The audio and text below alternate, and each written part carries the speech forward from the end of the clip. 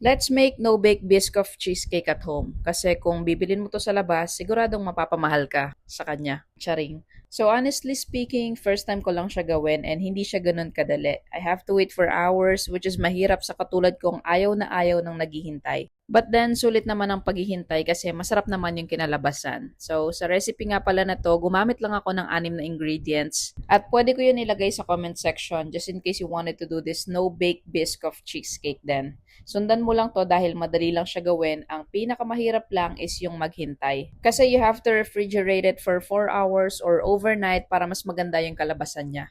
So, dito tinutunaw ko lang yung Biscoff spread dun sa hot water para ito yung itatap natin sa cheesecake. So, after that, niref ko lang siya ulit saglit para mabuo naman yung Biscoff and then nag-sprinkle lang ako dito ng Biscoff biscuit para sa toppings niya. Pagkatapos ay ayan, ready to serve na siya and what I like about this is hindi siya ganun katamis dahil hindi ko masyadong tinamisan yung pinaka-cheesecake niya at yung Biscoff na lang yung nagbibigay ng tamis sa kanya. Kaya kung nagkikrave kayo sa cheesecake pero gusto nyong makatipid, itry nyo na to. Mas makakamura ka pero mas marami yung magagawa at matitikman mo. Yun lang.